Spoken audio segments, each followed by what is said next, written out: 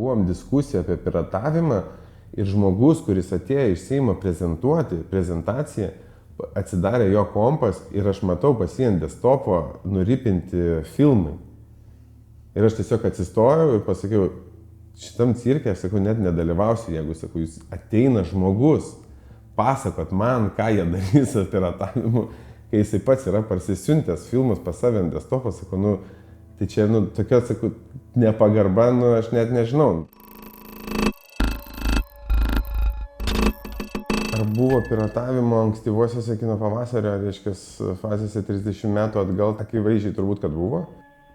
Didžiausias piratavimo problematika ir šaltinis būdavo rusai, nes tuo metu buvo labai populiaru, kas vėl atgimsta dabar prasidėjus karui, šiaip tai labai netikėtai.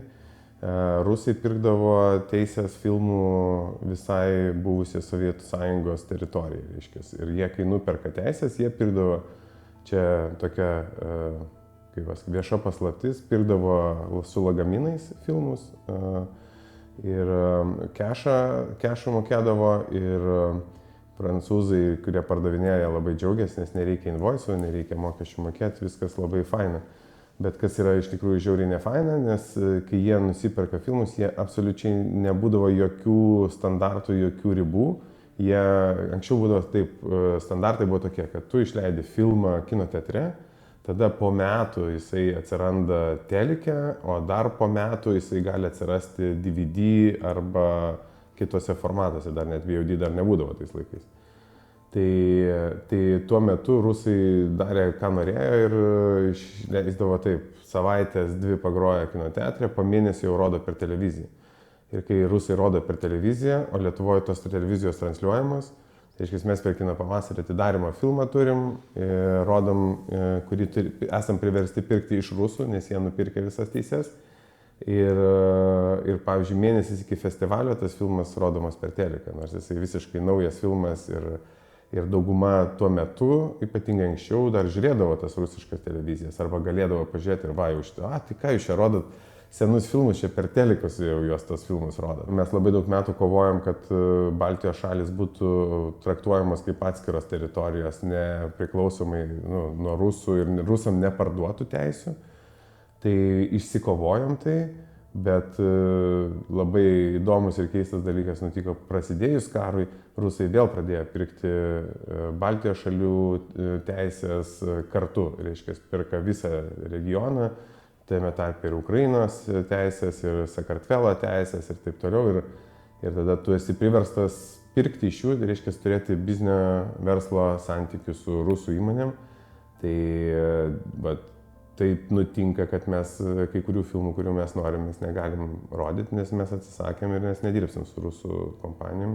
Rusai, kaip niekas kitas, turi supratimą labai gerą apie soft power ir visokius dalykus, kaip per kultūrą, per tokius dalykus daryti įtaką, ir jie dabar pradėjo labai stipriai reikštis šitose rinkose. Čia buvo Miyazakio atvejis vienas, kuriam užkirtom, bet čia buvo vienas pavienis atvejis, o jų vyksta labai daug.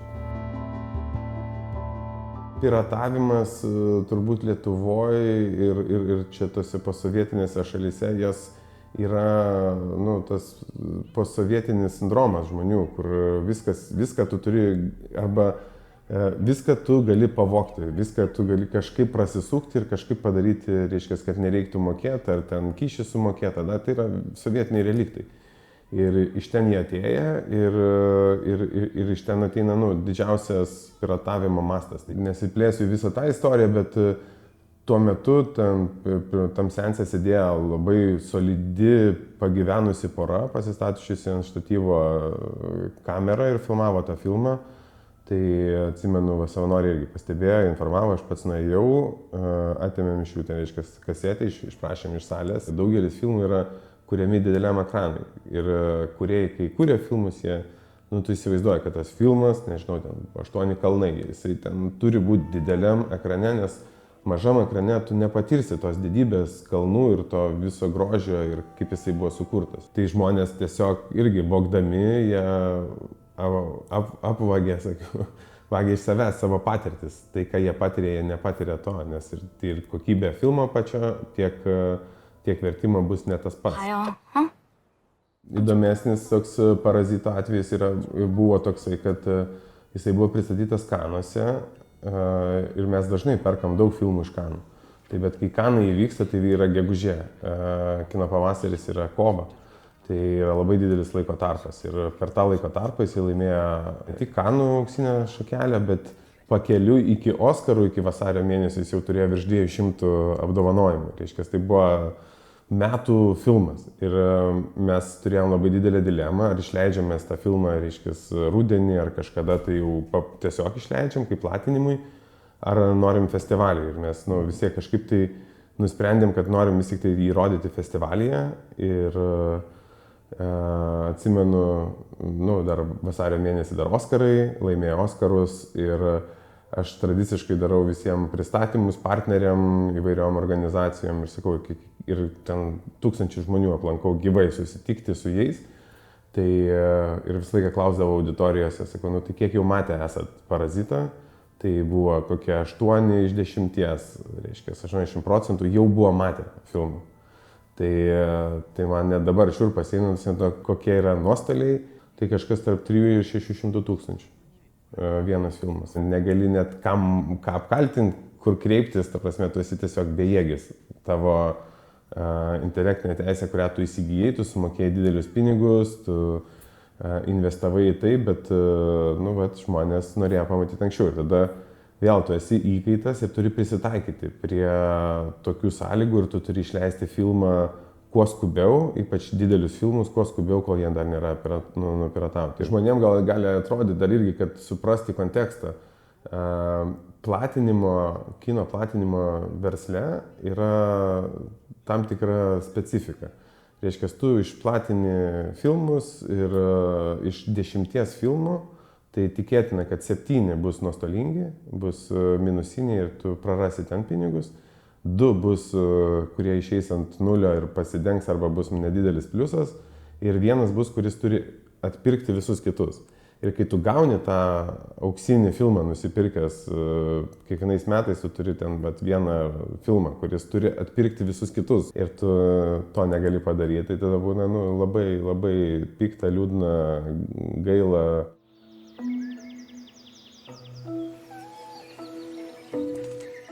Šiemet turim tą pačią situaciją su filmu Slow latvišku. Mes jį įsigijau seniai, ta prasme, bet mes nusprendėme jį išleisti per festivalį.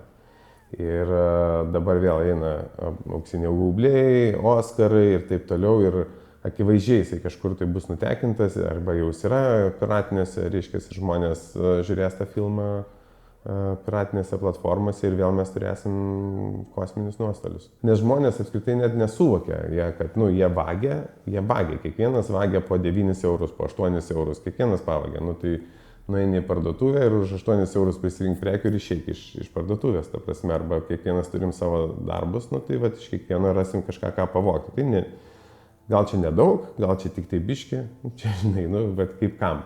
Kalbant apie piratavimą, tai aš netikiu, kad jokie projektai, jokie auklėjimai turbūt niekada nesuveiks, ypač suaugusiems žmonėms. Man tai atrodo, kad tai yra praktiškai beviltiška. Tiesiog kova su vėjo malūnais, kur niekaip. Ir praradęs aš esu viltį perauklėti suaugusius žmonės, gal kažkiek tai, bet nemanau. Vienintelis, kur aš matau realų efektą, tai yra auklėti ir ugdyti jaunimą ir vaikus, kol jie dar nėra jiem nėra susiformavusi norma vogti filmus, vogti kitą, reiškia, kultūrinę ir intelektinį turinį. Važiuoja pas draugus ir sako, įsijungsim filmą, įsijungia piratinę platformą ir sakau, bent jau prie manęs, sakau, šitų dalykų. O tai ką, tai čia biški, tai čia ir aš, kai yra vaikai, o tada įsijungia visai kiti psichologiniai žaidimai ir aš tada ypatingai išnaudoju vaikus. Sakyti, kad taip, tavo mama yra vagis, jinai vagia, tavo tėvas yra vagis, reiškia, jisai vagia. Ir tėvai vaikam yra šventas dalykas, visą laiką yra idealai ir jeigu tėvai elgiasi taip, tai ir vaikai priima tai kaip vertybinį kažkokį stuburą pagrindą. Ir kai tu tai suklešini ir pasakai, kad ne, tavo tėvai yra vagis, nu, tarsi jie vagia, jie dabar vagia iš manęs, iš mano kolegų, iš mano partnerių, iš kitų. Sakau, jie vagia, žinai, kaip jie vagia, nu, va, sakau, žiūrėdami šitą.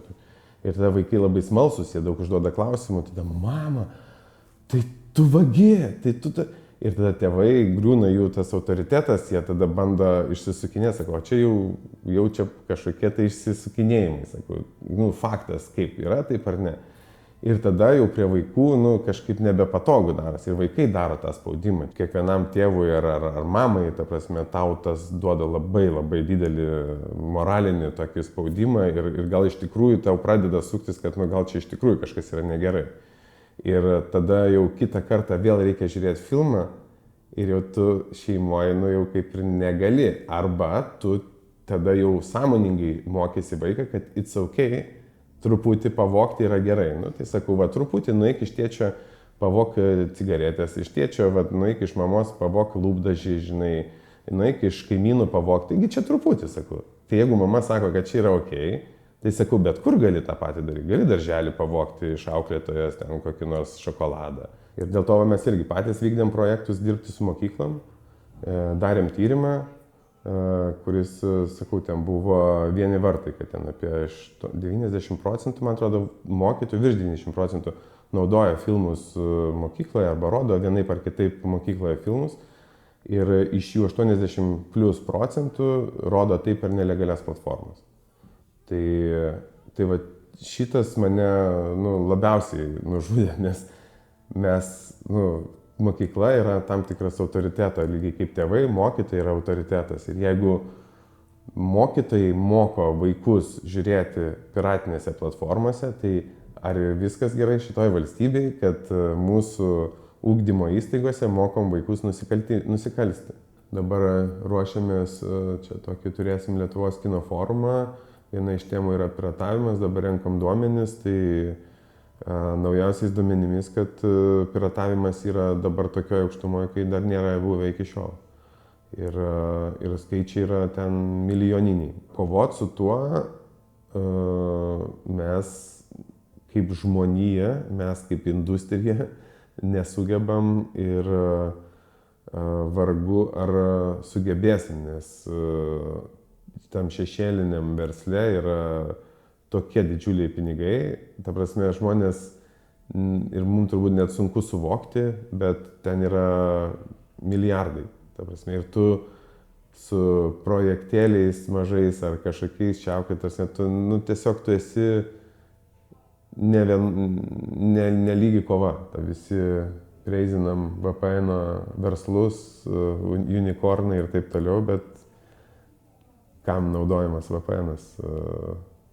Ar tikrai kiekvienas iš jūsų naudojat VPN'ą prisijungdamas kofinę prie Swedbanko ar kitais tikslais tikėtina naudojamas?